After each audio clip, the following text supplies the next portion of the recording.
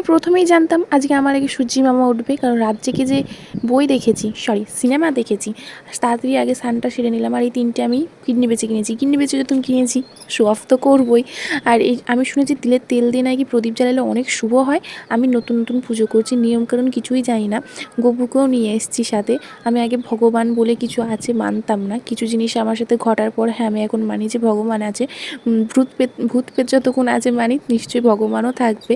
গপুকে এনেছি, আজ 1 বছর হলো। স্নান করার পর নাকি খালি পেটে জল খেতে নেই, সেই জন্য মা বললো দাঁতে কি পাকাটি কেটে নে।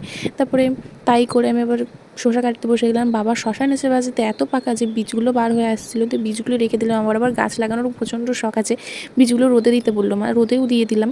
আর আমরা যে ঘরে থাকি সেই ঘরেই গপুকে রাখি। আমরা নতুন ঘর করেছি, ওখানে হয়তো 2 দিন পরে যাব, তখন দেখাবো কেমন। আর আমি গপুকে বলেছিলাম যেটা আমি চাইছি সেটা হলে তোকে 2টো চকলেট দেবো গোপুনুনিকে। আর বিচের এই অবস্থা।